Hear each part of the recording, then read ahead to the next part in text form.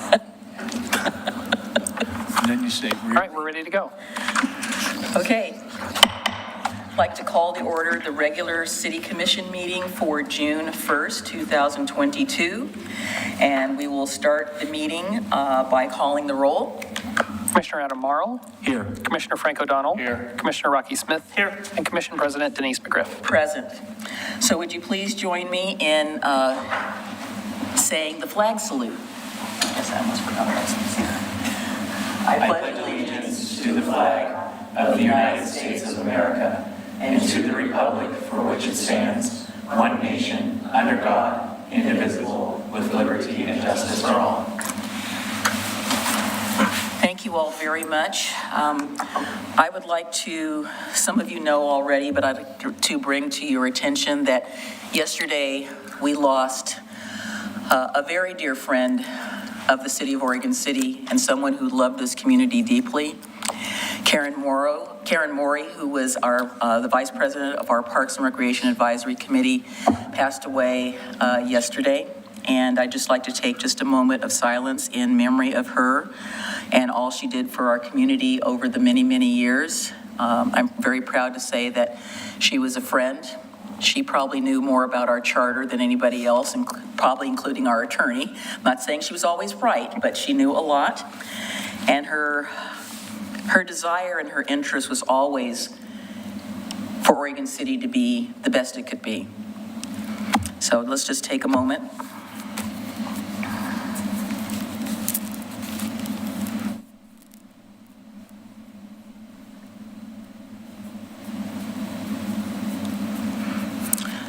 Thank you all very much for that. I know that Karen, wherever you are, you're probably watching us, and I'm sure we'll get a sign if we stray from anything that you think might be inappropriate with regard to our procedures. So I will be keeping an eye out for that. So today is an amazing day. As I said earlier, it is June 1st. We have a proclamation tonight, and I am very pleased to ask Commissioner Smith if he would do the honors of reading it. All right. Whereas the City of Oregon City recognizes and proclaims the month of June 2022 as Lesbian, Gay, Bisexual, Transgender, and Queer Pride Month. And whereas all human beings are born free and equal in dignity and rights, LGBTQ individuals have had immeasurable impacts to cultural, civic, and economic success of our country. And whereas the City of Oregon City is committed to supporting the visibility, dignity, and equality for LGBTQ people in our diverse community. And whereas while society at large increasingly supports LGBTQ equality, it is essential to acknowledge that the need for education and awareness remains vital to end discrimination and prejudice. And whereas this nation was founded on the principle that every individual has infinite dignity and worth, and the City of Oregon City calls upon the people of this municipality to embrace this principle and work to eliminate prejudice everywhere it exists. And whereas because of the acts of courage of the millions who came out and spoke out to demand justice, and of those who quietly toiled and pushed for progress, our country has made great strides in recognizing what those brave individuals long knew to be true in their hearts, that no person should be judged by anything other than the content of their character. And whereas celebrating Pride Month influences awareness, provides support and advocacy for Oregon City's LGBTQ community, and is an opportunity to take action and to engage in dialogue to strengthen alliances, build acceptance, and advance equal rights. Now, therefore, be it resolved that the City Commission of Oregon City does hereby proclaim June 2022, as Pride Month, and call upon the people of Oregon City to join their fellow citizens across the United States in recognizing and participating in this special observance. In witness whereof, I hereby set my hand this first day of June 2020, Denise C. McGriff, Commission President. Thank you for that, Commissioner Smith. Thank you. Really appreciate it. We have one little typo, Mr. Wiley, that I will give back to you, and then I will re-sign these again for Commissioner Smith. So thank you very much for that. Thank you for your work on this, Mr. Wiley, as well. So we have, next on the agenda, item number 4, we have citizen comments, and we have one person who is requested to speak. And so, Mr. Edgar, would you please come up, sir?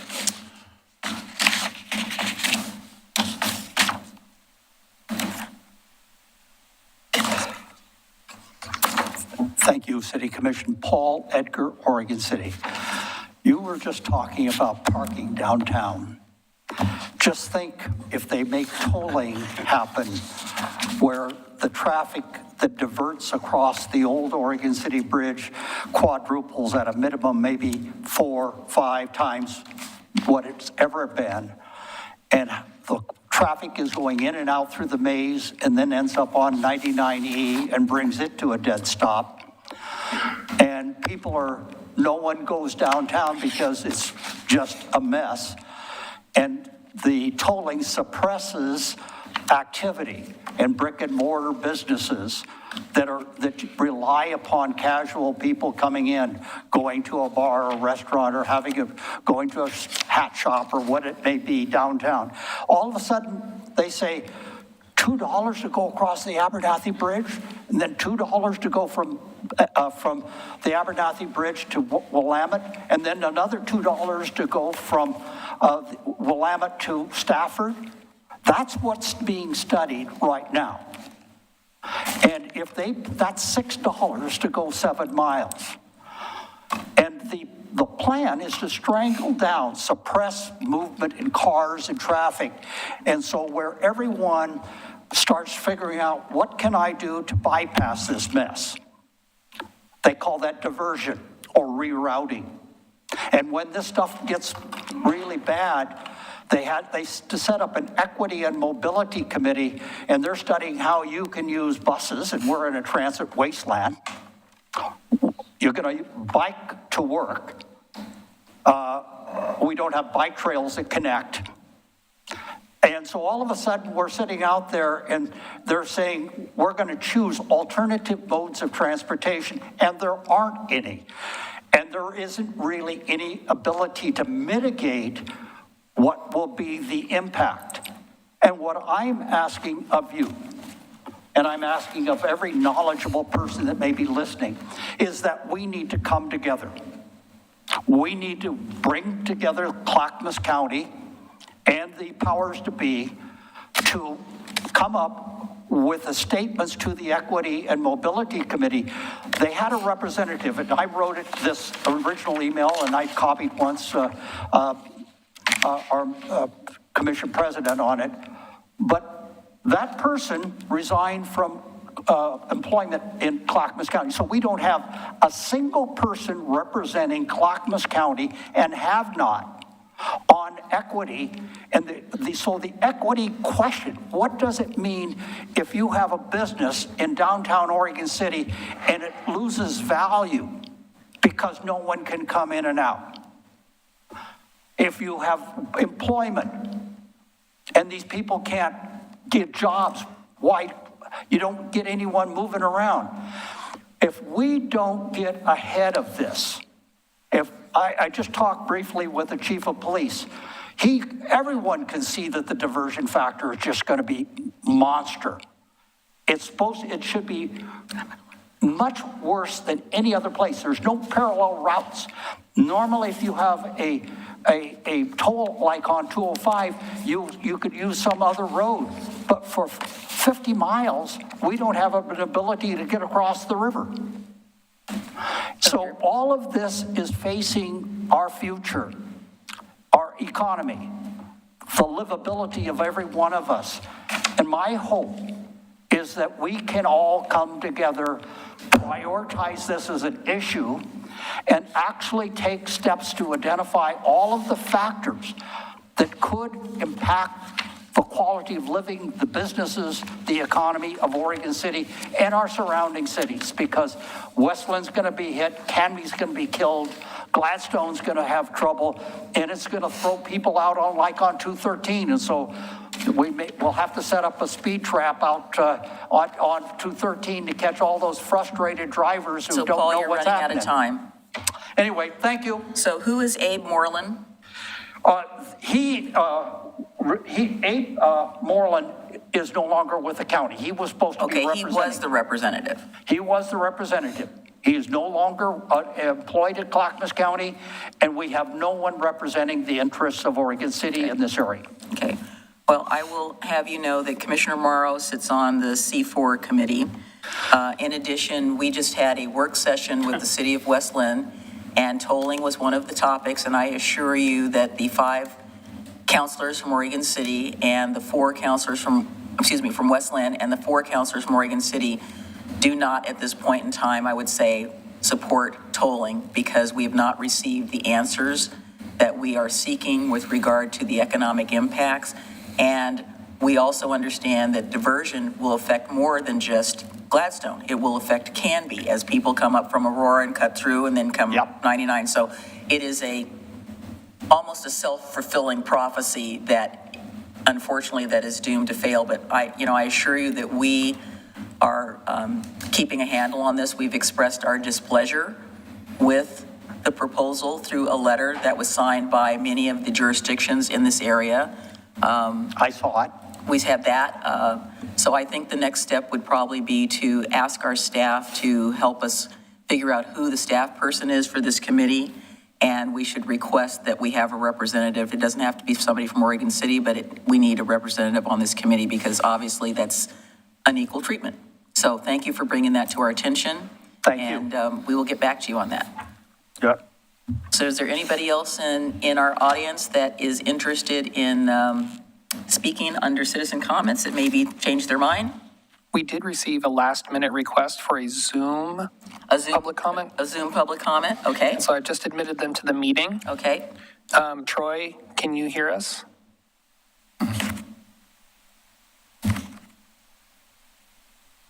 It's Troy who? Troy Brummel? Brum. He's one of the appellants for the, Troy, are you there? Okay. Hold on a second. Is this, we're on citizen comments, Troy. Is this something that is not on the agenda right now?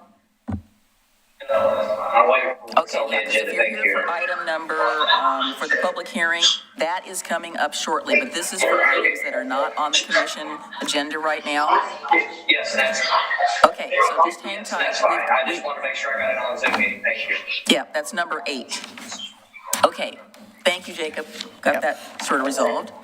All right, so Mr. Conkle, can you help us out with regard to that, or have staff find out who it is we need to contact about this mobility committee that is existing without some representative from our area?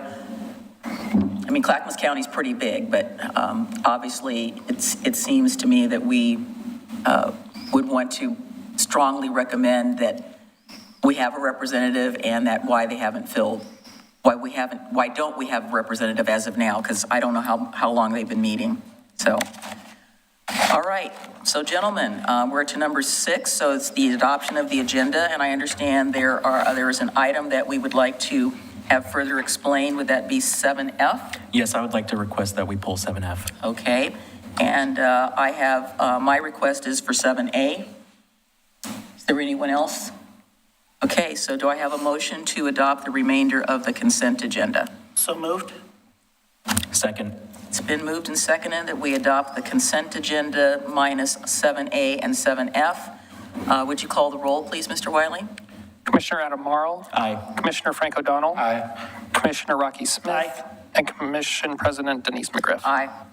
Motion passes. We will endeavor to get to those. So now we're getting to number 8, which is public hearings. We have first for item 8A, we have the second reading of ordinance number 22-1001, Housing Choices Code Update. So take it away, planners. thank you, Commissioner President McGriff. Enclosed in your packet is the second reading. It's the same information that was at the last hearing where I did first reading. With this Second reading, the first package of the Code of Middle Housing will be effective June 30th, and staff requests that the City Commission remand this application to the Planning Commission for their October 24th Planning Commission hearing to continue conversations about the additional policy questions that were not moved forward with this first package, and additional staff review of any technical issues that go through as we review our implementation process. Do we have a good understanding of what staff is requesting of us?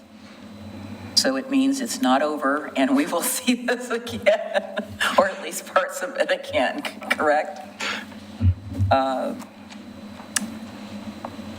Is the second portion of this package, are those items fairly substantive, or you can rattle them off just so we know? Sure. If you recall at the first. The public is- Yeah, at the first city commission meeting, there was that list of additional policy questions that the planning commission, city commission had. They involve things like lot coverage or setbacks as it relates to middle housing. Things like right now with ADUs, they couldn't potentially be detached duplexes because they meet different setbacks, so that's something to look at. Kind of the smaller issues related to setbacks and dimensional standards, tiny homes, kind of hardship housing, which was brought on by the Planning Commission, as well as technical reviews as staff moves forward for implementation. Middle housing land division is a brand new thing, so we probably will come back with some tweaks as we move forward. Based on kind of one or two applications that come through. So that's what I expect in October. And are these items things that are mandated by the code, or these are things that we might want to do or not do? Exactly. So Okay. the first package is what is required for kind of the minimal compliance, but then there's a lot of whatabouts and where middle housing kind of pushes other parts of the code, like the high-density housing now is very close in density to our medium-density housing, things like that, where the Planning Commission, City Commission can take a little more time to review to see if additional changes could happen or if they want to happen without a looming deadline. Are there any questions for staff?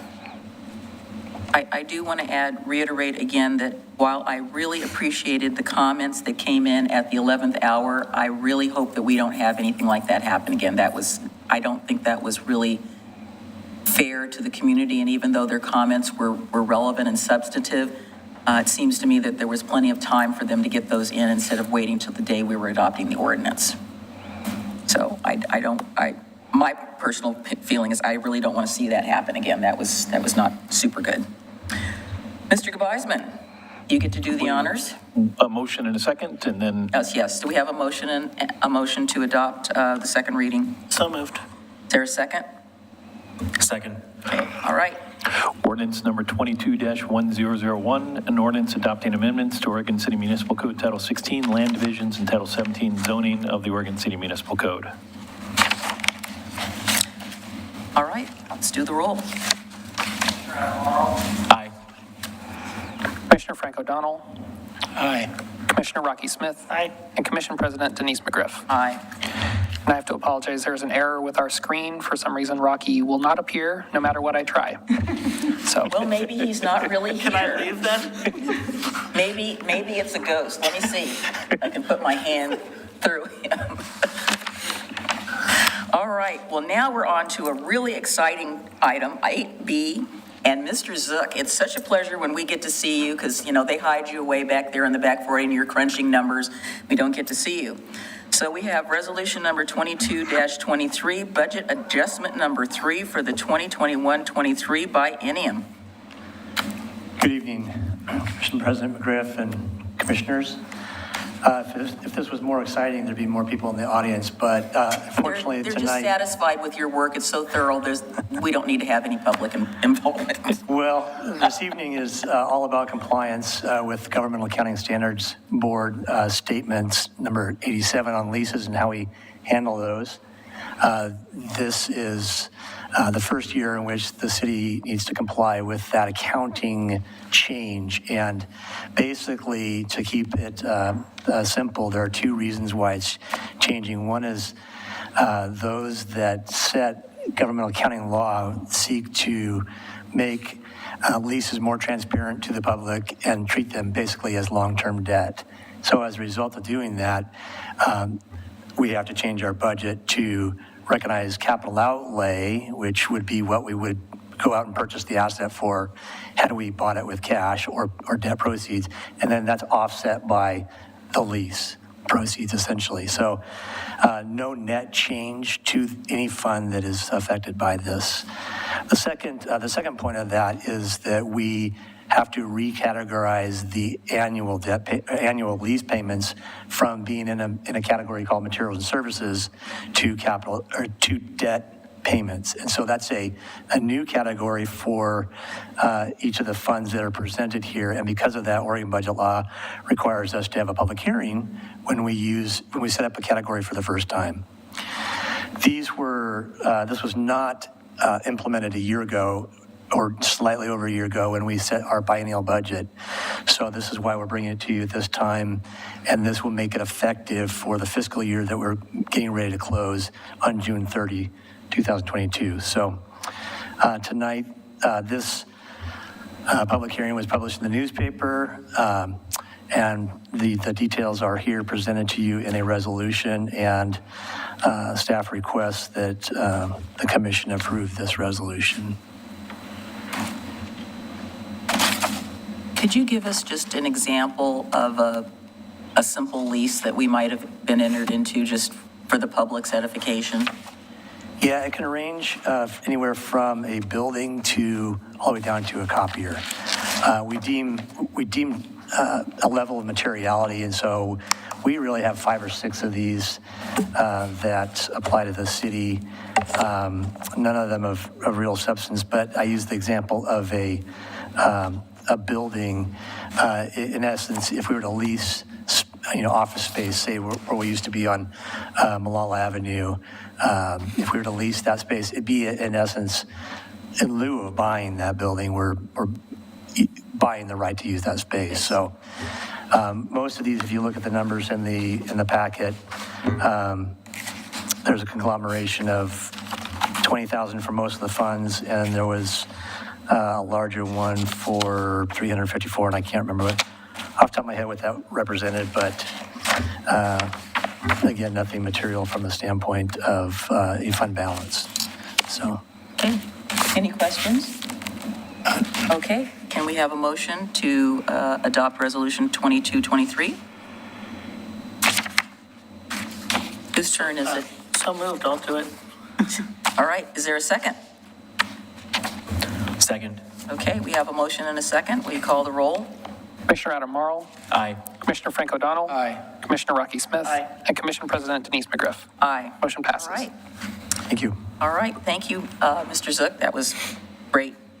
So we have item 8C, and it's back to the top of the list with our planning staff, Ms. Ravitch and Ms. Robertson Gardner.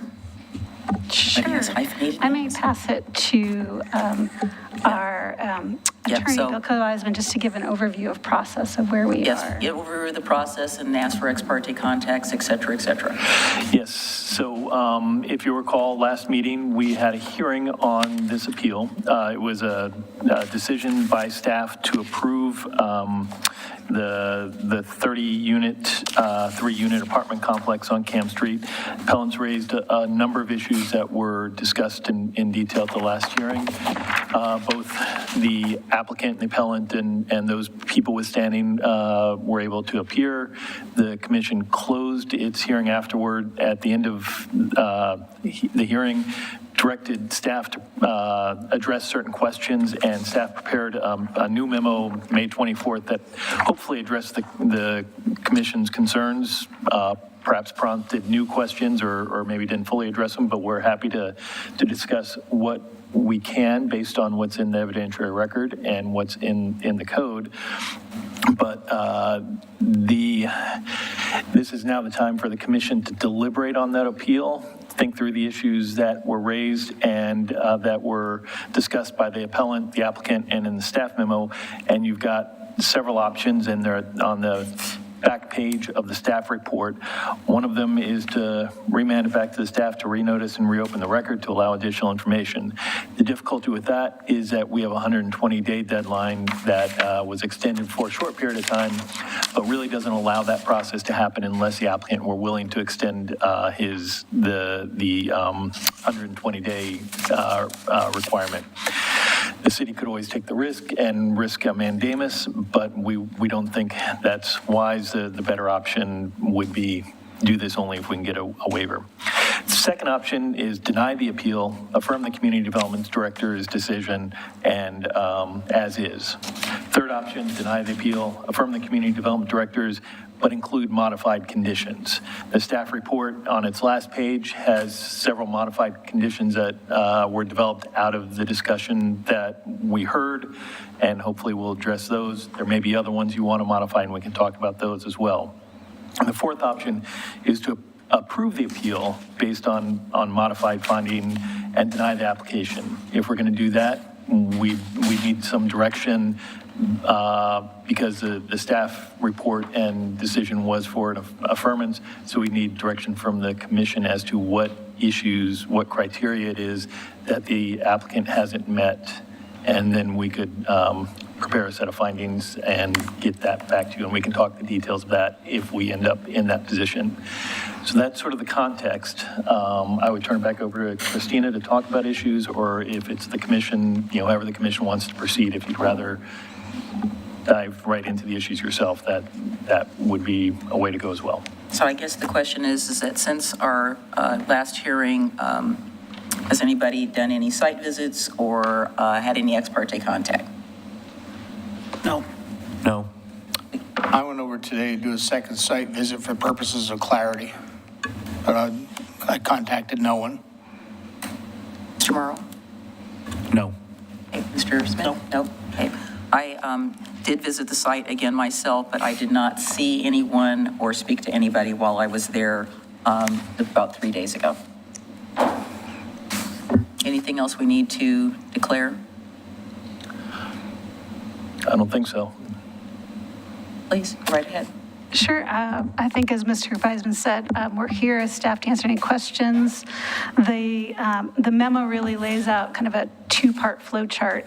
Really, the first one is, has the applicant provided adequate findings in their type 2 verification to show that the resource is not a regulated stream? If that's the case, then you kind of move to the next question, which is, are there any sections of the rest of the application that you feel the applicant has not met, or are there revised conditions approval you would like to pursue?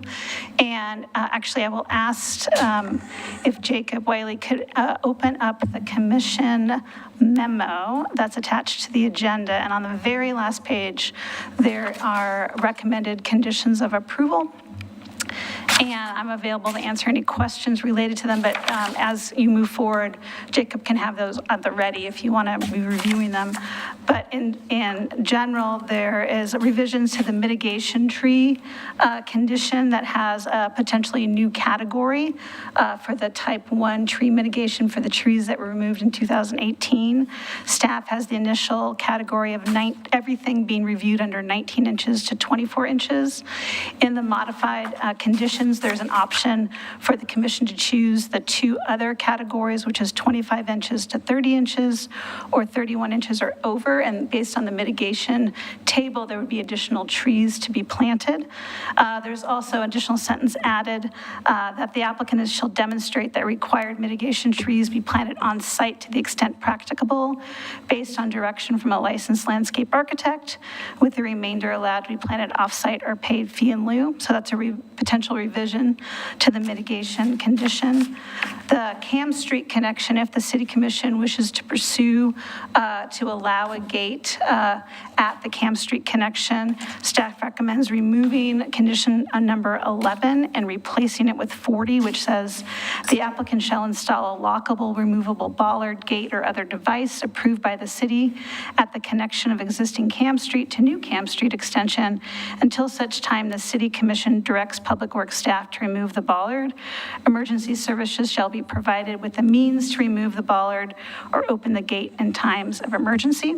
So based on the commission's direction about the Kamm Street, those are the recommended revisions to the conditions. And in response to some conversation during the hearing at the last meeting about additional potential mitigation or plantings at the front, the Kamm Street North property line, staff found no criteria in the Type 2 Site Plan and Design Review Code to require mitigation or additional plantings or additional fencing, but there was a condition that was added, number 41, that encourages the applicant to work with the two abutting property owners to provide additional plantings or fencing, and I'll read that off if that's something the commission wishes to pursue. Number 41 would be, while not required for this approval, the applicant has indicated that it will provide additional site obscuring fencing and vegetation screening along the north property line abutting 1129 Kamm Street and St. John's the Apostle Cemetery. The applicant is encouraged to work with both abutting property owners to determine the final species height and materials. This condition is specifically vague because there's no criteria in the code to require a specified condition, but it is really recommending that all parties work together to look at site-specific ways that additional planting or fencing can be pursued at that north property line. So those are the recommended revised conditions of approval, and if the City Commission chooses to move forward with that option, those conditions can be incorporated into any motion. And I'm available for any questions the commission may have on any of the topics found in the memo. Josh Wheeler, Assistant City Engineer, is also here this evening if you have any questions that are more related to Public Works and Development Services. Well, Mr. O'Donnell, you had a number of questions, and if you're okay, I'd like to start off with you and see whether your questions have been answered by the information that's provided or whether there is additional information that you need. Well, I've read this thing no less than 4 times. I went back and looked at the site. And it's amazing to me. I almost want to deal with the issues that I think there is agreement, and then there's issues where there won't be agreement. I'm good with that. Is everybody else good with that? Yeah. So I think there's a general sense of agreement about the termination of Kamm Street. And honestly, I went there today, and I hesitate to call it a stream because that's a legal designation. It looks like a drainage ditch, but it goes down next to Kamm Street, and then it cuts across Kamm Street, the property line between the area to be developed and Kamm Street. But my sense was that both parties are not interested in having a through street in any way, shape, or form. So, and if that's correct, then the only thing to be resolved is, do you gate it, fence it, or bollard it? And my sense was that bollards weren't looked upon with favor. By the fire department. Well, if they're going to try it, and do they really need access to that? And that's a question you can discuss. Plus, there's that ditch there. I mean, there's that drainage ditch there. So I don't know what they do about that unless you're going to four-wheel across it. So then I think we're back to, if we all agree that we're not going to make a connection of any sort, a vehicular connection, then you're down to, and if bollards were out of the question by both parties, I think. I don't think so. No, I don't think they were objecting to that. What I heard was, there was, from the people that testified, there was almost 100% consent that they did not want Kamm to go through. That, I agree with that. So I think we can specify, I mean, whatever it is, I want it to look attractive because we've got a brand new building there. The thing that I do have a concern about is that obviously right now, people are using the cemetery side of the street to park. I've never seen anybody park on Kamm. I've seen them. There was one car when I went.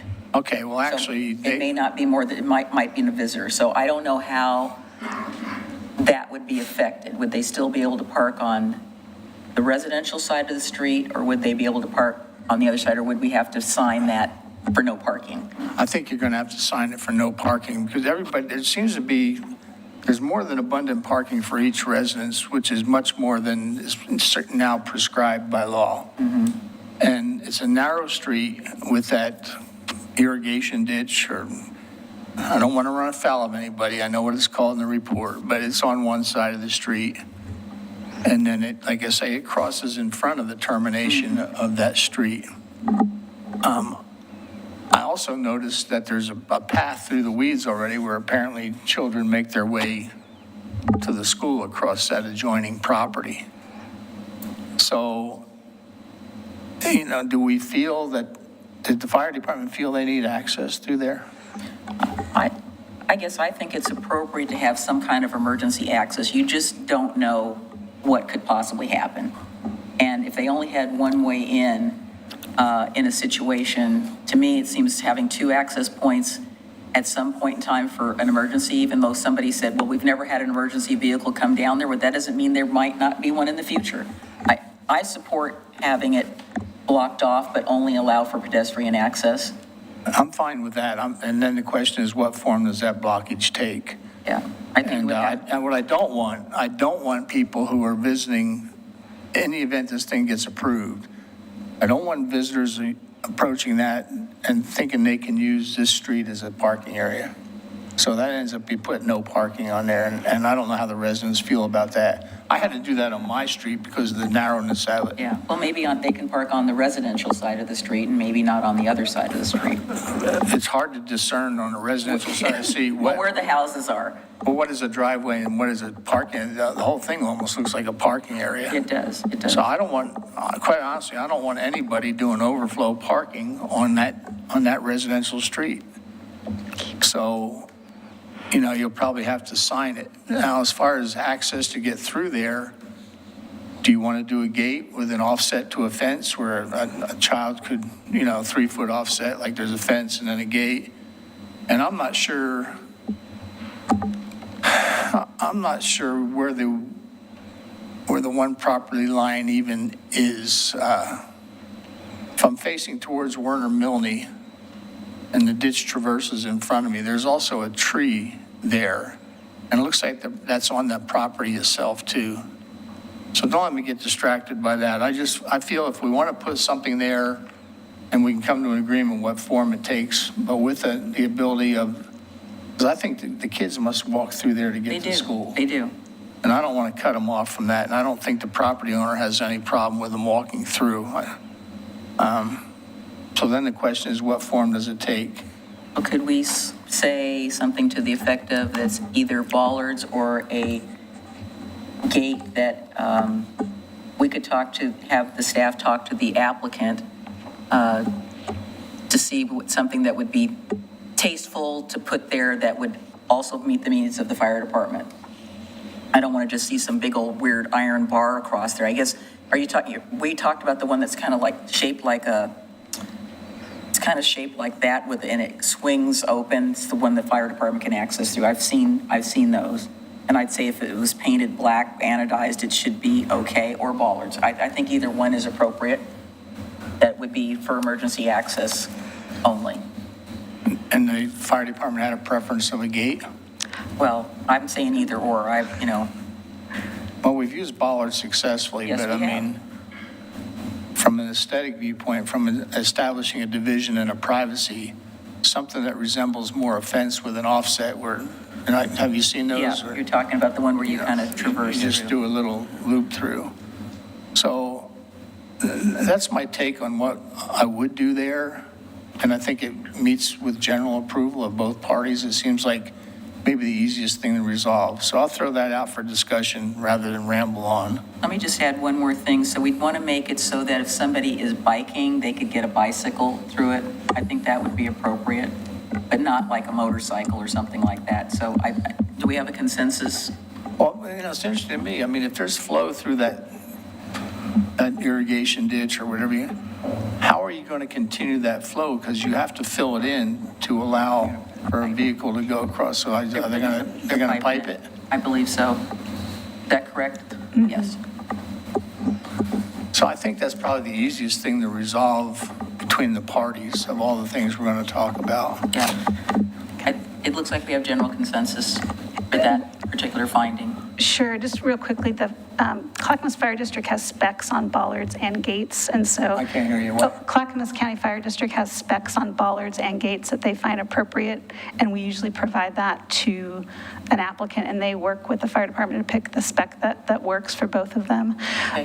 The pedestrian path, there's a shared use path in our TSP that runs through the site, and that's on the sidewalk in front of the, kind of the sidewalk that's used between the building and the parking lot, and that would be flow through the site. It would be a separate pedestrian connection than the gate. That's condition number 6. I'm sorry. It looks like it's condition number 6. Yep, so Pedestrian access way proposed through the development shall be, et cetera, et cetera. Yep, and that's the front sidewalk that connects from Warner Milne all the way to Kamm, and that would be a separate pedestrian entrance through the site than the vehicular connection to Kamm. Okay. So are we giving, what are we saying for to establish a division, a gate or bollards or? I think we should just go with the specifications that are indicated by the Clackamas Fire District with subject to being acceptable to the applicant as well. Sure, actually, if you want to bring up that, I think that's really what we have in 40 right now, so I want the commission to look at it, the revised. It's on the last page, the very last page of the... Of the 24th memo? Yeah. So if you look at condition number 40 is our recommendation for the revision. And Commissioner, let me know if there's any words you'd like to change on that if you move forward with that condition. Yeah, we're kind of losing you a little bit on the discussion there. Every time you step back from the mic, it's Oh, sorry. not coming through. That's okay. My observation was that all parties to this seem like pretty reasonable people trying to work their way through a difficult situation. So kind of like a good neighbor thing, if we're going to approve one of these elements, whether it be a bollard or gate, I would hope that they would find it in their hearts to work together to I think they try will. to do something that pleases everybody. Yeah. I think the condition, what do you think, Adam, is the condition number 40 on the last page, page 18 of the memo from the 24th, is that acceptable? Can you put down mutually approved by both the neighborhood and the I would much Well, I rather. think it would I be the much rather applicant and the commission fire just district. pick, if Yeah. asking for, what happens if they can't come to mutual agreement? Are we coming back to the commission to decide what the condition is going to be? I think that they can pick between a bollard or a gate, Who? the applicant and the fire district. Christina Okay, but just that's said they had different than specs. mutually agreed to. So we have standards from Clackamas County Fire for bollards and gates. It will be one of those two unless the commission puts into the condition of approval that it will be Well, a since I don't bollard know or what it they will be look a like, gate. I'm not really willing at this point in time to say it's X or Y. Unless you've got a slide that shows what they look like, because I don't know. Me neither. I want to be respectful of the people. I mean, I know what the ones we have there on Railroad Avenue, and those are nice. Is it that? There's a lot of specs that are Okay, accepted. so I think it's either or. I'm just trying to be respectful to all I parties agree. involved. I mean, they struck me as reasonable I people. agree. I mean, I've had people up here that aren't, and they were not those people. So I'm willing to roll the dice on I it am mutually too. agreed. I'm not going to, I don't want to get super specific. We said either or. It's the will of the Either a entire bollard or commission. that gate that they have in their specs. I don't know about any other device, so you could, I don't know what any other device is. A gate establishes a sense of privacy and isolation, whereas bollards are just a straight through across the full perimeter. So I don't want to choose on behalf of the people. Okay, so let's move on to the next one. Well, I'll tell you where I struggled in this whole report. When is a front and when is a front a back, and what is a side and not? Abut means any part of the property line touches any part of any other property lines, as far as I'm concerned. I looked up the definition. So what is the lot size on the houses that currently exist on Kamm, or what is it zoned as?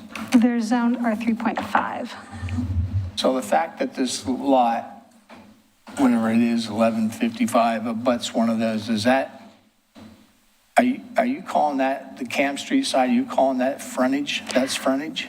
And I think that's what was in our staff report. When we, as staff in a type 2 process, we look at the definition of our code and our code. And if an applicant turns in through a type 2 staff report, site plan design review, we are really bound by the definitions in our code and the criteria. And so in the staff memo, you kind of can see how staff had to rely on our definitions. And if an applicant proposes an application that meets our definition, staff is not in a place to deny an application. The key with a type 2 application, if you can meet the criteria and the standards, the city is obligated to approve your application. So do you consider it an abuttal of the property when the street, street doesn't run past my property, the street comes down and terminates into my property, do you consider that frontage? We rely on our definition, so at all times, we go back to what our definition So says. he's asking, does the definition describe anything that's abutting a street as a front yard? It And could that's, be, yeah. and that's how I define it. It's got 2 front yards, it's got 2 side yards, it has no corner side yard or rear yard. It only has 2 fronts and 2 sides. That's what it has. That's how I see it. So anything that's abutting a street right away is a quote-unquote front yard. If there was just property back there on the Kamm Street side, Kamm didn't exist, that would be a rear yard. But it is not. It is a front yard. It's just the nature of the way the property. What's the required setback on a front yard from the street? For mixed-use corridor, when you're doing site plan and design review, you have a maximum setback of 5 feet, but then you can move farther back if every 5 feet you provide additional pedestrian amenities. And that is how site plan and design works for commercial properties. So at this point, the applicant has met our setback. They're about 3 feet, and they'll probably get to about 5 feet with some additional conditions that will need them to move the building about 18 inches back. So they meet our condition for front yard So they're setback, gonna which is move a the building? maximum. They are going to move the building an additional couple? As part of the conditions of approval, there's a pedestrian easement required for a potential future connection to the PG property to the west, which will require them, as conditioned already, to move the building about 18 inches to 2 feet away from Kamm Street frontage. I'm really struggling with that part of it. I'm trying to give a little bit of room to the existing neighborhood. You know, if I could, I'd shave all of it. How many linear units are in this thing, do you know? Not off the top of my head. I think the key piece and what we said in our staff report is we are bound by our definitions and Yeah, I our get that. criteria. And if the applicant has turned in an application that meets it, staff get is that. obligated to provide conditional approval. I get that, not to be stupid, but sometimes I feel like it's this, but it's also this, but it's not this on a rainy Tuesday. And I'm just struggling with these. Yeah, I want to be fair to everybody, but I agree with you. I think it was a little bit confusing. What I was trying to get to was seeing whether there was a way to get an additional setback from the Kamm Street side, but the appellant's application, and I read it again as you did, there was an assumption that there's an R2 zoning somewhere. And as far as I could tell from the zoning map, there is no R2 zoning. If this was zoned R2, then what they purport to request would be applicable, because they said if a multiple family residential dwelling abuts a parcel that's zoned X, but it has to be zoned R2. This property is MUC, not R2. So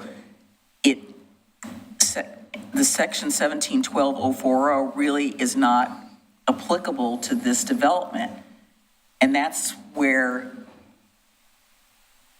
there's just a quirk there, because it isn't zoned R2. And I understand how you guys would have looked at that and said, oh, well, there's supposed to be an additional setback, but as staff stated, you have to go back to the zoning, which is the underlying zone, which is MUC1, and there are specific setbacks that, for whatever reason, when the code was adopted, we did not take into consideration, saying if a residential zone abuts a commercial zone, then you have to have an additional setback. And maybe in the future, we should put something in there that if you're in an MUC and you build housing, you have to have an additional setback, but it does not say that today. But maybe that's something we need to look at, because there should be some quid pro quo if it's a residential development adjacent to residentially zoned property, but that's not what's in there. So I don't see where we have any leeway in that particular allegation that it doesn't meet the standard, because we can't change the zoning on this property to make it so. So the property that's being developed is MUC? Yes, the property But adjacent we're to going it. to put 30 units on this property? Yes, and it's allowed under the mixed-use commercial zone. And what's the square footage of the property? Anybody has it? Because if it's 60,000 square feet and I'm putting 30 units, isn't it essentially an R2? It becomes an R2? Maybe in the building of it, but not with the underlying zone. I mean, I see how where your logic is going with it. That's why I'm saying that in the future, if we amend this section, we maybe need to put something in there that says if you're building residential, not commercial, that you need to have an additional setback. Maybe you need to have an additional setback from commercial too. I mean, I don't know. I mean, we know that sorry, that's new information. Can't talk about that. I was thinking about an adjoining parcel, and that's isn't relevant to this. So unfortunately, there isn't a whole lot we can do about that. We don't have any discretion to create a setback where the zoning code does not allow for it. So it'll be 5 feet plus 18 inches, whatever that, did you say it's 5 now and they're adding 18 inches? In some situations, they're 5 feet. In some parts, they have some bump outs to 3, so they'll need to get all of it to 5. And the houses on Kamm Street, they are R2? No. No, there are 3.5. Okay, and if they had been R6, it would have put us in a different criteria? No. No? If the property that in question had been zoned R2, that would have been where that code would come into effect. It's not. Well, obviously, you know I'm struggling with this thing. I know. I'm trying to be a good neighbor, and I think... We are trying to be a good neighbor, but we can't change the zoning to make this fit. It just isn't, it isn't within our power. I mean, you can play this any way. You can say, okay, you know what? You want to play that? Let's put the road all the way through, and you pay for all of the improvements. Well, I think the applicants are not thrilled about the road going through either. I mean, obviously, one way would be to decrease the number of units, but that's not what we're being asked to do. Well, that's actually been on my mind, is it still an economically feasible program if we chopped one set of units off and give it better setback? But I can't make people do that. I don't know how we do that, because it's not a clear and objective standard to say we're get cutting tired. one off to get a bigger setback, or, Yeah, I know. I know, I'm struggling. I'm struggling. with this. I am struggling as well, but I had to go back to the code. That's what we have to go back to, the code. The code is telling us what we can and can't do. If we had more discretion, if this was a type 3 or a type 4, we might have more discretion. This is a type 2.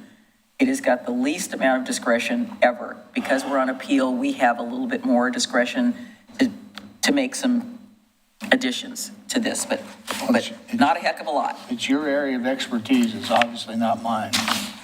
Well, I struggle with it as well. So what's our next topic? Is a stream a stream when it's not a stream? Is it a stream to be or not to be? I thought the applicant's study was pretty compelling, and I thought my firsthand observations and having seen streams generated by erosion, this is not it. This thing exists as a man-made drainage ditch or irrigation ditch, However, it's still called a stream in the report. So does that make it a stream? Then the argument in the report says that that was the 40,000-foot view, and it really may or may not be a stream upon further examination. So, much to everyone's disappointment, I don't feel it is a stream visually. I actually stood in it today to see if there was any water whatsoever in it, or if the bottom was even, and it wasn't. The whole darn thing bothers me because to me it's a attractive hazard where a child could even Trip over it. a child could drown in 4 inches of water. I mean, I wish the whole thing was ducted. Well, Mr. O'Donnell, where I struggled with it in looking at it was the fact that the majority of it appeared to be created, man-made. It was not it was. what I would consider. So going back to look at Abernathy Creek or Singer Creek or any of the little tributaries that come out of it, there is a certain way the water creates sort of that bottom, whatever you want to call it, the swale part of it. And this was clearly lined by somebody. It was clearly kind of dug. And I know that it's been, because at one time that was all farmed. Sure. And so I'm assuming that at the time that it was farmed, that somebody said, oh my God, we've got all this water coming from here and we got to do something with it, so it created it. However, we do have a wetland at the end where the wetland person said that this qualifies. On the Warner Milne side. Yeah, on the Warner Milne side. And I think that needs to be taken into consideration and doing whatever we can to enhance that, to keep that going, because I know what's happening further downstream across Warner Milne, behind the apartments, and then over to the property that we owned at one time, where there is a major wetland area back there. So I think based on my second site visit, I would concur with you that they did do a good, I mean, it's one of, I will say this, and all the land use stuff we've looked at over the years, this is one of the better delineations that I have seen. They didn't skip on anything. They went to the little bit to the nth degree, in my opinion. And I thought that the report that was given, even though we took up more time, was very informative to me, what we saw and what the staff person showed this to be. And I think what I felt was that if there was something there, they would have said it, regardless of what the development potential was. They would have been very forthright and said, look, client, this is a stream, or this is a wetland, or this is whatever it is. I mean, I haven't felt that way with some of the other studies we've seen, but I felt that had been thoroughly researched. So I think it's a drainage ditch of some sort. So do I. And interestingly, on the Warner Milne side, it does enter a pipe at the end. Yes, it does. So it's just a question of when it enters the pipe, you know? Well, it'll enter it after it goes through it get filtered through and then come to the wetland, and then they have a storm detention pond. Is the storm detention pond and the wetland, are they tied together or they're adjacent to each other? So just to clarify, there is no wetland on the property. There's an intermittent stream, I think Right. we're talking about. And the stormwater system is designed kind of on where the existing ditch is through a series of low-impact development stormwater approaches. So the water will be detained and cleaned and then will be outflowed. Well, there was something, maybe I'm using the wrong terminology, but there was something that it was identified as having those characteristics towards the of an Warner intermittent Milne stream. side. Yeah. And what did you say that was? It's an intermittent stream. Okay, Yeah. so there is the an intermittent wetlands are stream, in my south of opinion, Warner there. Milne. Yeah. So the stormwater outflow will go into The that. stormwater outflow will go into that, yeah. So that'll help create more little critters and whatever else is going to be going on there. All right, so what else? We have the tree issue. Yeah, the mitigation yeah. trees.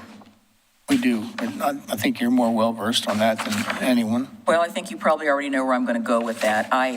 We have been very clear since I've been on this commission and when I was on the planning commission that we do not support people cutting down trees for whatever reason before any potential development. So I am going to suggest that they have to mitigate on site the trees that were removed, some of the trees that, well, most of the trees that were removed. I don't know where they're going to put them. I do not feel comfortable with saying that the trees can be mitigated off-site.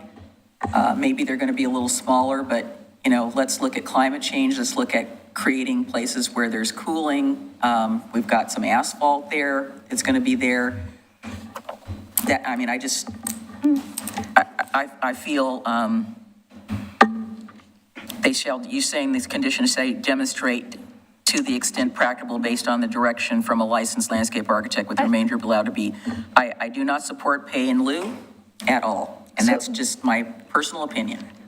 One of the complexities of this condition is not knowing the category the commission's choosing and knowing how many trees that may be, that would come out of that equation could be like over 100 trees.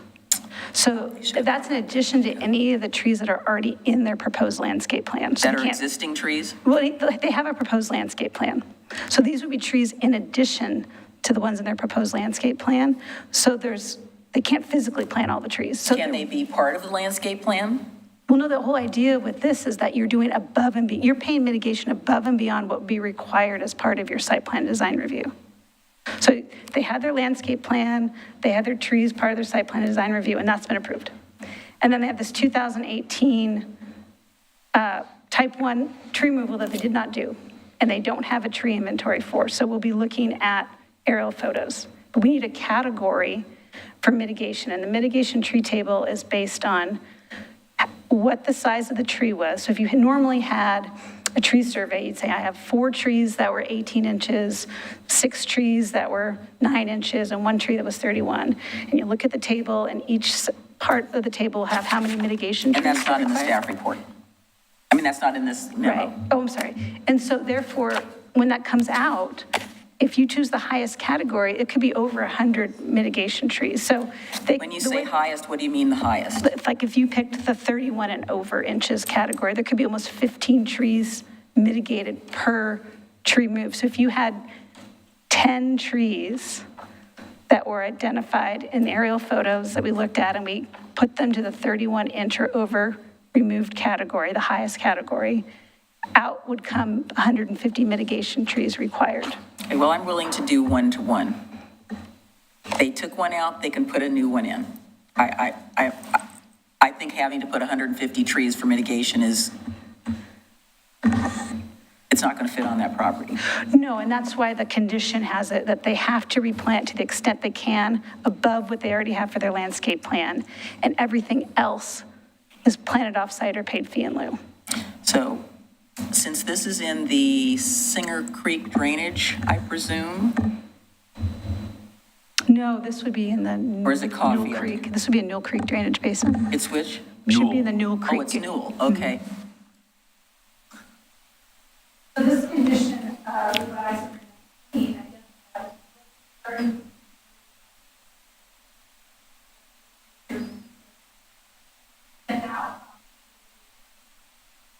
that whatever it is,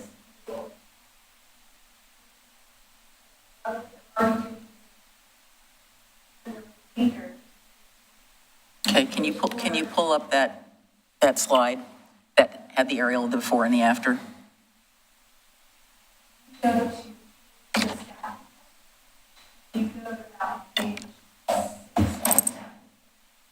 sorry.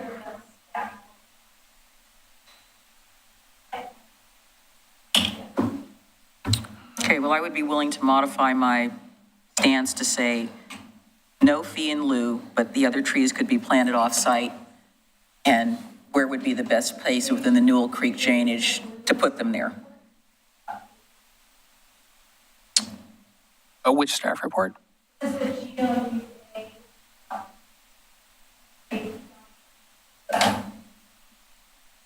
Wow, your computer goes a lot faster than ours. I was waiting for that blue line to come across there, and it was taking forever.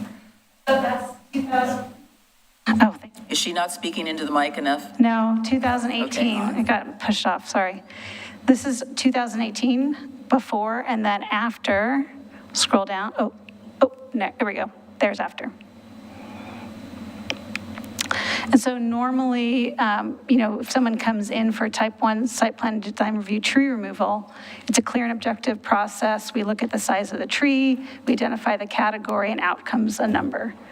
So the applicant will still need to do that, but we'll have to, in lieu of a tree survey, we will use Google Maps, count the number of trees, and then this condition assigns the mitigation size that we will use. Staff had used a 19-inch to 24-inch, which looked to be about the average of the trees in lieu, but the commission does have the right to request a higher mitigation table because the applicant doesn't have a tree survey.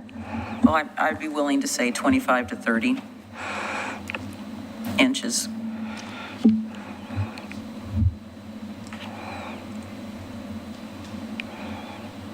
Unfortunately, whatever the reason was, it's not relevant to me at this point in time because the deed is done and you can't replace the trees. It's one thing if they're there and you're doing a development and then you do your best to try to mitigate on site by keeping as many of you can, but when you go in ahead of time and think, okay, well, storm damage, whatever reason, it's like, don't do it before. So that's where I'm coming from on that one. So I would be willing to go 25 to 30. They plant as many as they can on site, and the rest of them are determined to be planted within the Newell Creek drainage area where we might need trees. I don't know where we might need them, but anytime you plant a new tree, it's great. So removal of fee in lieu from the condition? Pardon? So removal of fee in lieu or Yes. still allow? Yeah, no, you don't get to buy your way out of this. I have a general question. How many variances were granted to allow this project to proceed? Zero.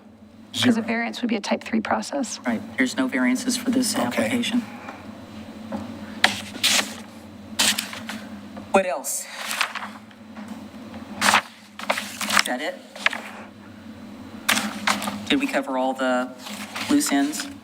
Well, I have direction on all the conditions, actually one more. Okay. In condition of approval number 11, we struck that out and are allowing on-street parking because of the gate.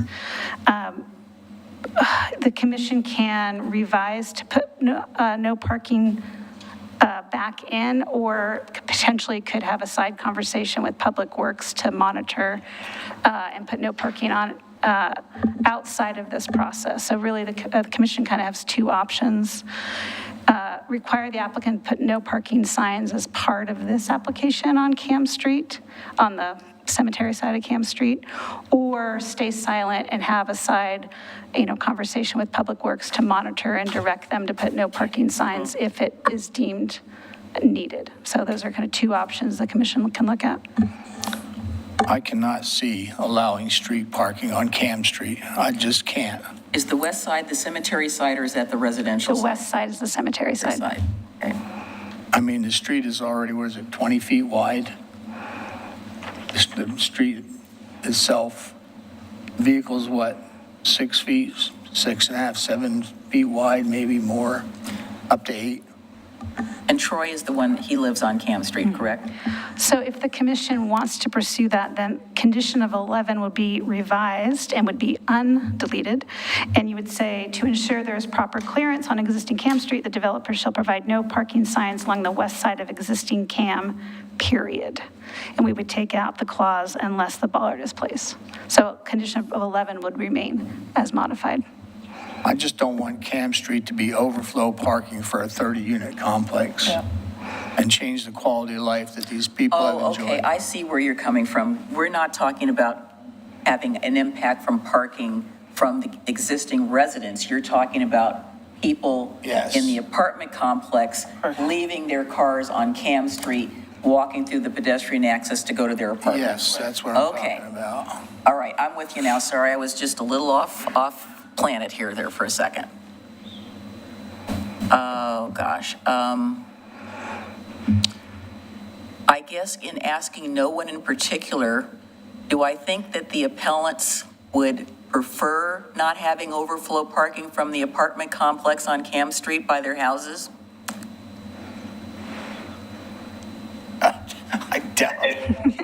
You can't say anything. The record is closed, but I'm trying it right now. I doubt Records. Yeah. Troy, I'm asking the question, but you can't answer it, unfortunately.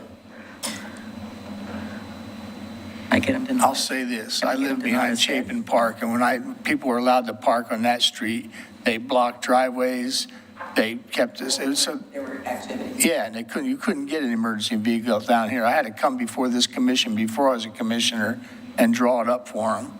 So I don't want to change the quality of life that these folks enjoy, and I don't think it's fair to them to use their street as overflow parking for this 30-unit residence. I just don't. It sounds like we're going to put it back in. Okay. And we're specifically talking about overflow parking for the complex. What we have? Jacob. Let's go. Is that okay with everybody? Yes. Okay. Anything else? Did we talk about, well, the privacy fence was an option that would have been a good neighbor move and no requirement to do it. Well, if you're over there, there is some really, really tall arborvitae adjacent to the fence. That is, must be the cemetery's fence on the cemetery side, that there was a concern about privacy and repose if you're at the cemetery. I did not go into the cemetery along that fence line to see if there were any graves over there that somebody might be coming and wanting to have a moment with their dearly departed loved one. But those arborvitae are pretty tall. Now, I know the second story of the apartment building will probably be over that. And I don't know, in looking at the site plan, whether you've got windows on that side or whether it's like an end. But it's pretty tall. I don't think requiring a privacy fence is going to help because there's already a fence there with plantings. They're over 10 feet tall.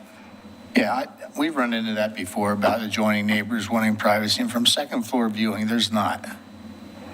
I wonder if we should, we don't have to have approved trees for planting. Maybe we should say we want to plant some arborvitae along that Oh, please, line. you know I hate arborvitae. Do not even go there with me. I don't care what you hate.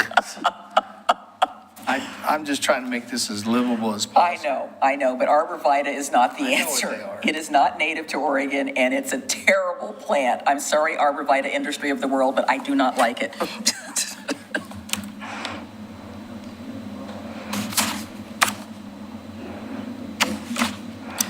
So is there consensus on keeping or removing condition of approval 41, which is kind of a non-binding direction? Number I 41. can never hear you when you Oh, speak. I'm Number sorry. 41. Non-binding direction about additional screening. The commission can choose to leave it or remove it. Okay, I'm looking at the conditions of approval, and mine only go up to 39 on the staff report that I'm looking at, so This would be the last page of the May 24th. May 24th. Okay, I've got that. Okay, Which is on 41. the screen Well, it right says now. the applicant has indicated they would provide additional site obscuring fencing and vegetation, which is a good neighbor thing to do. Yeah, I think on the 1129 Kamm Street, that probably would be appropriate, but I think there is plenty of screening on the St. John the Apostle Cemetery side. But let's put it in, they can work that out. I don't think there's any need for additional screening on the St. John the Apostle side. It's pretty screened.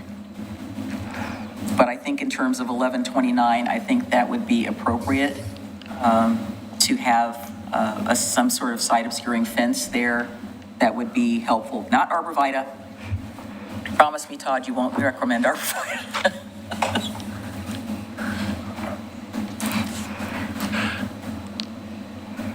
So are we okay with that? Agreed. Yes. Okay, all right, we have agreement.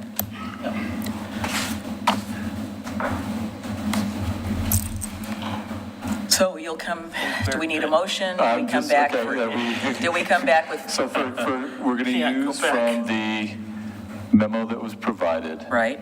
So condition 19 is going to be amended to require mitigation at the diameter width, the caliper size of 25 to 30 inches. Is there agreement on that? Yes, Yes. Okay. And then the rest of that condition will stay the same? yeah. And the mitigation should occur within that particular drainage. Oh, that's right. So we'll get rid of the Hey, paid and fee in lieu. Yes. Okay? So that we'll add back condition of 11. And can we, is there a way that staff can get some advice, maybe from Natural Resources, about where the most appropriate place might be for the mitigation in the Newell Creek drainage area? So we would add back condition of 11 to ensure there is a proper clearance on existing Kamm Street. The developer shall provide no parking signs along the west side of existing Kamm Street.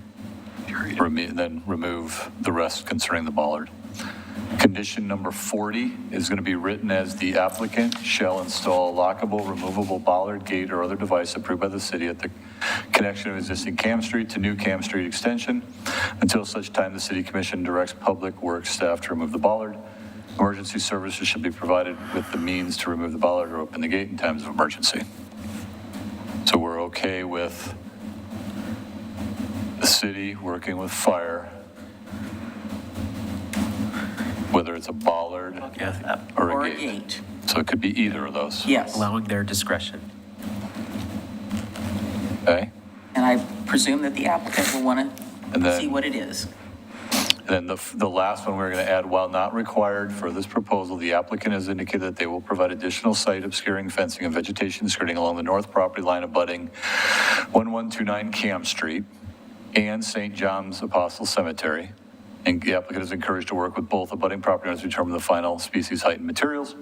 So are we good with both the 1129 and St. John's Cemetery, or do we want to remove the cemetery?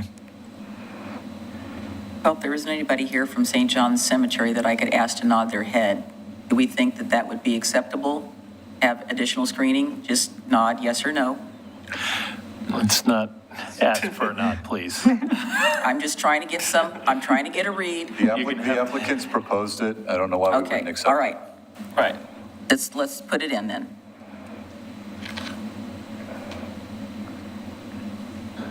Okay. This is just a commentary with no other value than my personal feelings. Apparently, most people who are going to live in this are going to enter through the side door, and that's not the front of the building anymore, that long stretch. Yeah, because the front of the building is the one that faces on, defined. I just think I think it's been some liberal definitions, so I can't do anything about it, and I made my statement. Well, I think for future that we should look at putting some sort of a standard in the code about, because in essence, I agree with the comment that when you put residential only in an MUC zone, you are de facto basically doing multiple family dwelling. That's what I feel. But that's not what the code says. So if we want to look at setbacks in the future, we will have to make a code amendment to that. Yeah. That's how we're going to have to deal with it. Because I feel in any other condition other than this, when people go in and change the lot size or build multiple dwellings, it is a multiple dwelling. It's not an MUC. I know, but it's an that's R2. the physical part. We're talking about the underlying zone, which takes precedent over whatever is built there. The zones change, right? They change the zone at the time of building. It transitions No, from- they don't change the zone at time of building. Okay. Well, No, then I- zoning, the only way you can change the zone is going through a comprehensive plan change or a zone change. And in this case, if MUC was to change to R2, we're talking comp plan zone change. The only way you can change the zone, it would be something within the same category as the MUC. Can only go from one thing to the other. So remember when we were talking about R10, R8, R6? Yeah, it's been your career. I know. defer to you. And that's why I know this, because it's been drilled into my head. So based on the discussion tonight and what appears to be consensus around the commissioners related to the conditions of approval, we are comfortable that we do not need to add any additional findings because really nothing has changed other than the diameter of the tree. And the in adding lieu back of. the in lieu of component. We could approve this tonight if you so choose, or we can bring this back next Tuesday What is your pleasure, to gentlemen? adopt. I don't see anything changing, do you? Well, there's a few wordsmithing parts, but you don't think We've that's got it. substantive enough that we'd have to come back on the 7th? No. Okay, then I guess we're ready for a motion.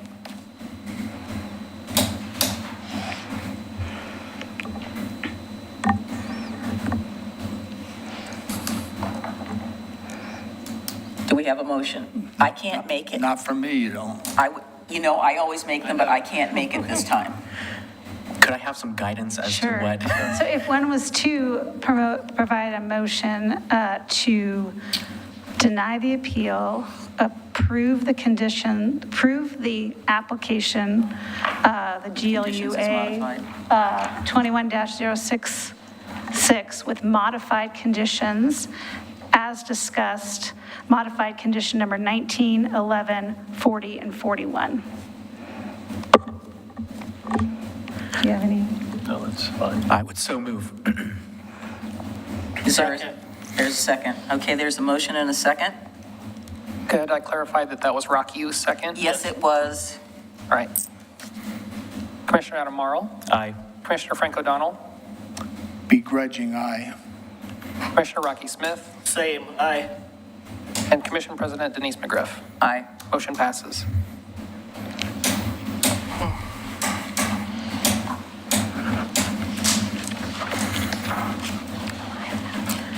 All right, next on the agenda, we're going back to 7A, 7F.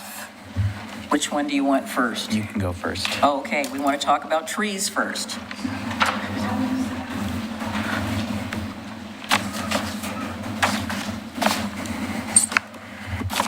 All righty then. I will say that what appears to be fairly cut and dry is unfortunately not. And I don't mean to mean that in a mean way. I'm just saying that there has been some information that has come to my attention that was sent that I have a concern about. So do we need him to do a staff report, or we want to just launch into the questions? Because they're mostly mine, I suspect. What's your pleasure? Either way, I'm just gonna.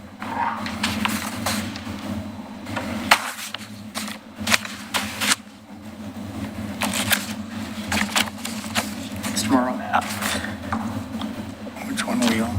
I mean, my question is, what's your pleasure, since Since I'm the one, okay, well, I think the staff report was very clear and very thorough in terms of what the request is, which is to remove this big leaf maple. I don't know what, I'm assuming he sent it to everybody. Jerry Herman sent some correspondence, which I have looked into, and it led me to believe that and some research that I've done led me to believe that big leaf maples just don't kind of die on their own. And what Mr. Herman is saying is that the tree may have had some residual pesticides that came from spraying, because I know we spray in that park, and he has a concern about that because he said that it appears to be dead, and he said, yes, it is mostly dead, but it looks like there's been a serious application of herbicide in the root zone. So that is concerning to me, for one thing. The other thing is that there wasn't anything in the report about how we are going to replace that tree, because I think anytime we take a tree out of a park, we should be replacing it with another tree so that the park continues to have the same type of canopy.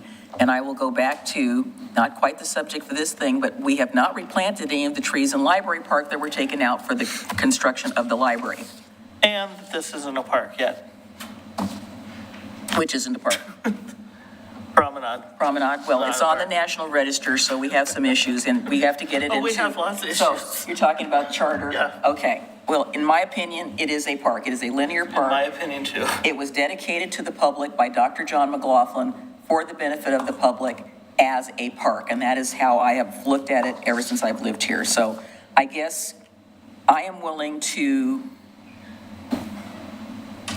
recommend approval of the removal of the tree with the caveat that we replant something there, a big leaf maple, or I don't know if an oak would survive there, but I have a concern that Jerry raised, and I'm just, I am not a big fan of the use of pesticides, period.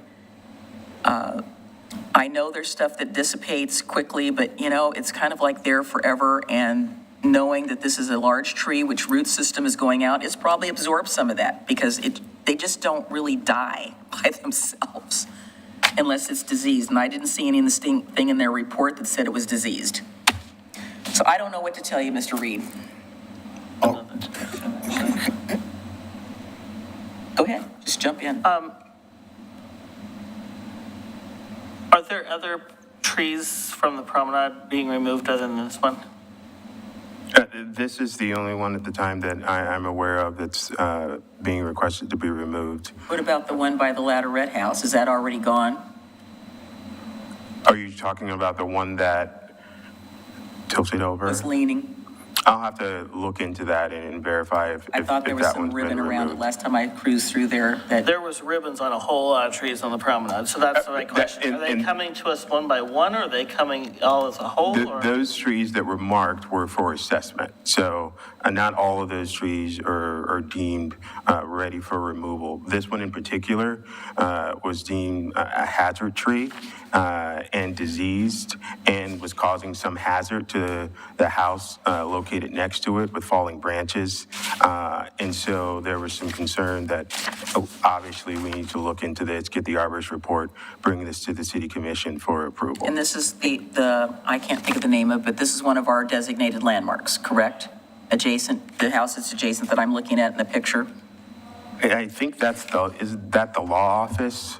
Because we were contacted. The one that's leaning is at the Ladderette House, which is also on the National Register and designated. That's the one that's Yes, leaning. yes, This yes, is the big leaf maple, Mm-hmm. and I think it is adjacent to a designated landmark, Yes, 406 Bluff Street. yep, you're correct. So obviously, I don't want a tree to fall on one of our few remaining unaltered historic properties. We don't have a lot of them on the promenade anymore because a lot of them have been altered. But, so like I said, if we can replant a little bit over and adjacent, I'm okay with it. But that's my biggest thing, is that if we take something out, we need to put something back in. We do have plans to replant. One of the concerns that we have with this particular tree, and we think it helped in the demise of the trees, it's its location right now. So we would like to replant, but we would also like to pursue other locations for Jacob, can you pull replanting. that picture up from the staff report? And this is definitely, based on our survey, this is definitely on our property, because we know how Yes. people have kind of appropriated Yes. part of the promenade Correct. for their own property. Yes.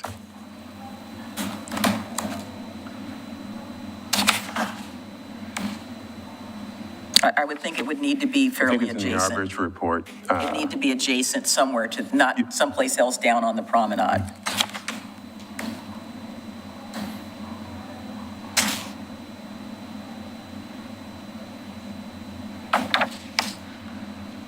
Yeah. Mm-hmm.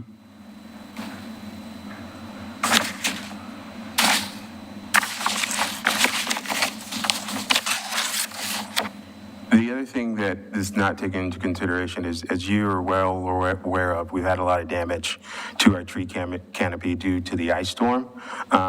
And we've tried to do everything that we can to save as many trees as possible, but we are seeing some trees suffering from disease and dying. So we're doing everything in our power to mitigate that as much as possible. But we do have these issues associated with trees, associated with some of the damage that was taken during the ice storm. Yeah, I think that area where you can see the sunflowers coming up, because this might have been last year, because I know this house recently sold within the last year, is part of the city property.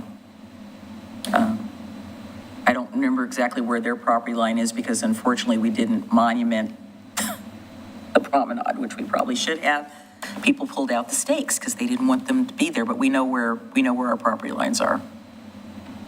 So could we possibly look at planting on the other side of that little rock wall on somewhere in that area where the benches are? I would be happy to, yes. Okay. Gentlemen? We need a motion? It doesn't get you anything, but I wish the arborist report said cause of death. Well, like I said, I've got this email from Jerry that basically I he know. says that That's his opinion, yep. it was not the tree itself, that it has absorbed some pesticide. So, all right, so let's have a motion to approve this, subject to replanting on the adjacent side, on the promenade side. So moved. There's a second? Second. All right, it's been moved and second. Mr. Wiley, will you call the roll? Commissioner Adam Marl. Aye. Commissioner Frank O'Donnell. Aye. Commissioner Rocky Smith. Aye. And Commissioner President Denise McGriff. Aye. And we can have a little celebration when we replant the tree. All right. Mr. Morrow, 7F. Yes, so the only reason I wanted to have this one pulled is so, John Lewis, come on up. yes, so we could hear from the Public Works Director just as to what neighbors should expect during the construction. As a resident of Rivercrest and as someone who walks around the neighborhood frequently, I've been pleasantly surprised by how little of an impact there has been up to this point. Every once in a while I saw a BlackRock underground van, and I know what they're doing. So, but A lot of other people do. right. So, but as we head into this more Intense phase. I think it would be good to understand. And unfortunately, since the Rivercrest Neighborhood Association is no longer active, there hasn't been a very good avenue for that. So just, And Karen Morey was Yes. one of those people who Yes, was really exactly. active in Rivercrest. so any information on what should be expected would be great. Right. Thank you very much for asking, and I appreciate the interest. You're right. This is the third project that we've taken on in that neighborhood. Can you hear me okay? Yeah? Yes. Okay. So I guess I'd like to start with, in a new subdivision, what do we start with? Usually for utilities, it would typically be sewer service because it's the deepest. And so when a new development comes in, they build that sewer line first, and then they might go with water line, and then they might go with a storm system, right? That's no different than the Rivercrest neighborhood. When they originally built that, they started with the sanitary sewer. That always makes it difficult to go in and rehab sewer systems. And in the work that we've done in the first two phases, because it's deeper, and and because now there's other utilities above it that we cross and those kind of things. So it's much more complicated. And so because of that, sewer rehab programs have moved a lot more towards trenchless. So the first phases were more about what we call cured in place, where they go in and actually slip line the old line with a soft liner, and then they inflate it and it cures out, and it really is hosted by that original pipeline, right? These pipes, the pipes had more problems associated with them. Maybe they were offset joints, maybe they were busted up pieces in a sense that that hose pipe didn't really offer the same nice piece of pipeline to just slip a liner in. So the projects in here are either what we consider pipe bursting, where we're going to go in and we're going to drag a new pipeline right into that existing pipe alignment and pipe grade and basically replace it in place without digging it up. So we'll drag a brand new piece of pipeline in behind it, and then we'll come in and connect all the laterals. So a good portion of this has that kind of treatment, and that I would say is going to be more disruptive than what you saw in the first two phases, but less disruptive than dig and replace, where we have to actually open cut and replace everything that's there. So there are several pieces of pipe section where we'll be doing pipe bursting. And usually when you're doing pipe bursting, you need two pits, one insertion pit and one kind of a pull pit.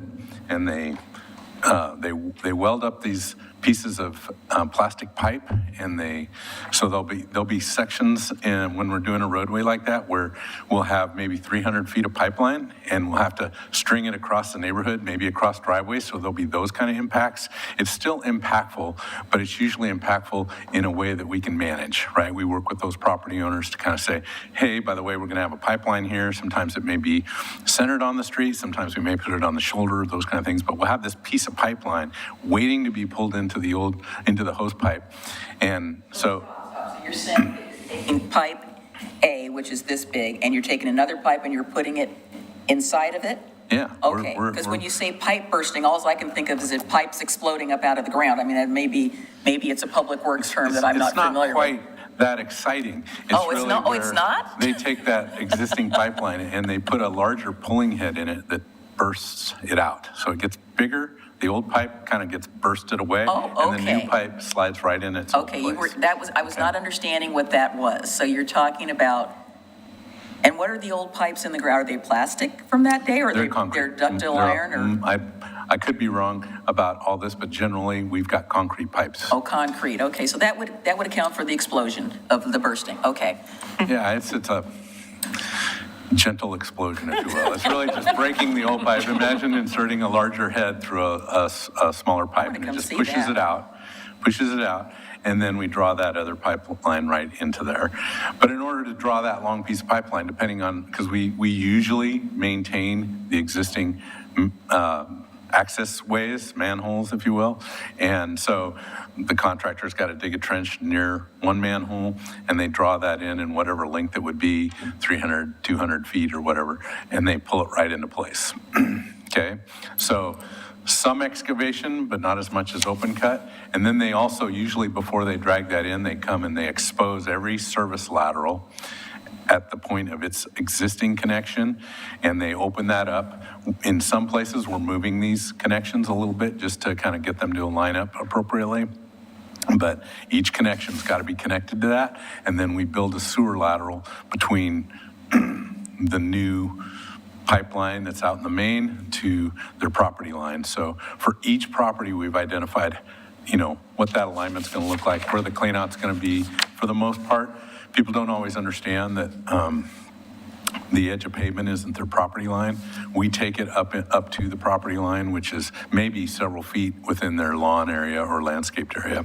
So those will be open cut. In some cases, we're allowing the contractor to pipe burst those small laterals as well, but we will be working with them on that. So I generally like to think by the time they dig up the end of the lateral where the cleanout's going to be, and by the time they end up digging up the connection point, it feels pretty much like they're digging up most of the area in front of at least that lateral in front of the person's property. Is this something they film? Say that again. Is this something they film when they're doing it? Not typically. Normally what they're doing is they might be looking in the lateral, but. He asked me if I was going to buy the DVD.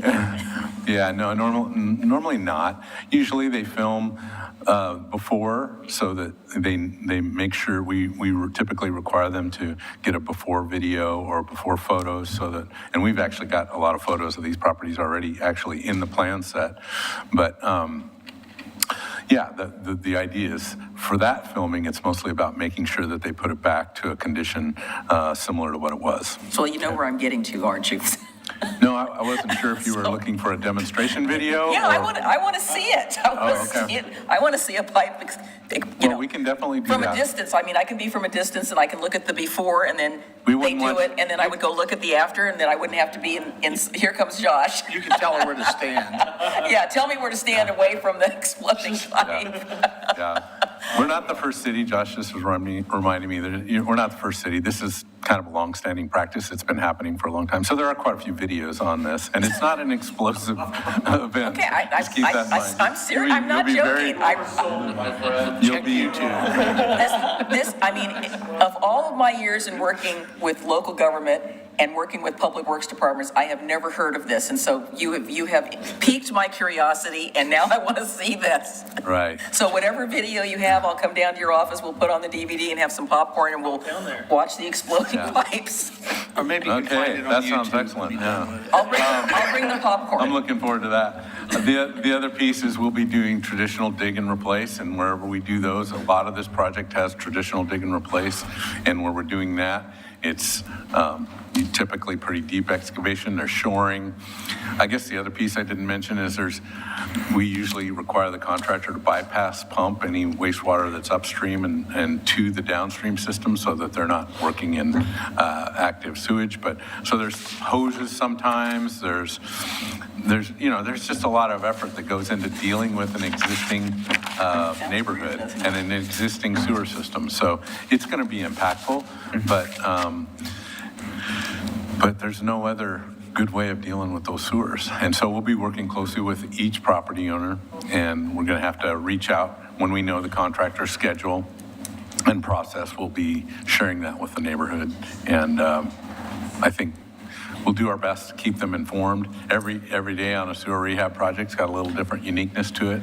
And there's existing utilities that we have to cross, so those can complicate a project, but it's been done many times, so I think we'll. So in terms of impact to traffic or pedestrian, would you say one is more impacted than the other? Because I mean, I don't know where the manholes are, and so I'm trying to visualize what that would look like. So I could go through sheet by sheet. We've got lots of sheet here and lots of sheets on the film here, but The answer is no. But or I can go through it with you on your own. But yeah, I mean, it's going to be impactful. It's if we're working in a particular block, especially as we're building those sewer laterals from the main line to the property line. There's going to be open cut trenching there most of the time. So just trying to work through that in a safe way. We would generally ask the pedestrians to go a different way, or if they're working on one side of the road, to use the other side of the road. And yeah, it's going to be, driveway access. There's going to be times when people are going to be inconvenienced. We may ask them to park on the shoulder away from the work zone, outside of their driveways, those kind of things. But it's every service lateral is going to be a little different. Right. Okay. I appreciate that. And with all of that information being said, I would move to authorize the city manager to execute the public improvement contract with Landis & Landis Construction for the sanitary sewer I&I rehabilitation, Rivercrest Basin Project Phase 3, CI 20-010. Very good. Is there a second? Second. It's been moved and seconded. Call the roll, Mr. Wiley. See, and you said that Public Works is not exciting. This was exciting. And that had everything but a slideshow. And we didn't even need a slideshow. Commissioner Adam Marl? Aye. Commissioner Frank O'Donnell? Aye. Commissioner Rocky Smith? Aye. Commission President Denise McGriff? Aye. Motion Thank passes. you, Mr. Lewis, for that very illuminating presentation, because now I'm like, you have your people call my people for this pipe bursting video. I definitely want to see this now. I'm totally just like, it's a new term I'm going to put in my vocabulary. All right, so we are down to communications. So, Mr. Conkle, do we have any more information about the possible exciting groundbreaking for 205? No, we do not. But you will let us know. We'll let you know when we hear something, yes. All right. Do you have any other communications for us tonight? I do not. All right, commissioners. We already know about the pipe bursting in Rivercrest, so that's enough excitement from Rivercrest for tonight. It's actually an old report that we didn't have time to do last time. It was a C4 subcommittee. Yes. His report that I sat there and listened to him talk about tolling. Understand that from all appearances, they're going to proceed with this 205. There's only two ways to fund a project, and one is bonding and one is borrowing. And the only financial vehicle they have to support either bonding or borrowing is tolling. And in the meantime, they've already applied for a grant. I think it's about $150 million for phase 2 for the same project. So those of you who did not watch the joint meeting with West Lynn, please do, because we had some pretty active discussions. I'm pretty militant about it. I think the longer we stand around weeping and gnashing our teeth while they proceed, we're just going to get stuck with it. And I think there's reasons to take action against them, win or lose. I'm in favor of trying to take legal action. I think until such time as they start tolling other avenues, I-5 at the Columbia River, 205 at the Columbia River, to simply designate this one area, the economic harm it's going to bring to these cities and to our people is going to be devastating, I think. And I don't even want to propose anything that even insinuates that I accept this from them. Would you be interested in us putting together another, well, we've already expressed our displeasure, but we could put together a very brief resolution for whatever it's worth to let them know that we're not on board, if you feel so inclined. I'm tired of talking to these people. I'd be more inclined to try to file an injunction against them, have them show cause that this is a fair thing to do and why these communities are singled out versus others. And I don't care what it takes, but I don't even care if I lose. I just think that this is government overreach at its worst and it's government at its worst. So that's my personal opinion, and I'd say it loud and clear. And all in the name of equity, as they would say. Well, you know what I feel about equity. If you toll out there, you've essentially been inequitable tax on the poorest among us. And yeah, there's things they talked about in that meeting about, well, on I-5, if they, or 205 across anything else, if they do any tolling, they're going to provide relief. And you know what? If we lose this, then as far as I'm concerned, everybody with a zip code in these affected areas ought to be able to drive on that road for free, because they can scan those things. I've been on the 405 up in Seattle. They scan you for payment purposes. They can scan you and exempt you by zip code. So I don't want to lose it, but if I do, that's my fallback position. Thanks. Okay. Well, again, Did you check your mic? we have expressed our concerns and our displeasure. Our staff has sent the same information to the Oregon Department of Transportation. I guess one of the things that you brought up to me not too long ago, which was a little disconcerting, because I know that I personally wrote my state representative and suggested that they not vote for this. But as I understand it, our entire delegation from our area, not federal, but our state folks, to a person voted support that bill. And, you know, that's one of those $64,000 questions that they, you know, and I don't want anybody to say, well, Tina made me do it. But, you know, I've asked Representative Meek the question, why was this being supported by our state rep and state senators when you didn't have answers about how this was going to impact your constituents? Well, my feeling about those kind of representatives that do that vote, if they're up for election, it's time to get a new representative. So whoever that was that voted, they should make it public and maybe get a new representative. All right, well, I don't have anything. Do you have anything, Mr. Smith? No. Mr. Morrow? Okay. No. So we will adjourn. It is 9:04. We will come back. We will be adjourning into executive session to start at 9:15.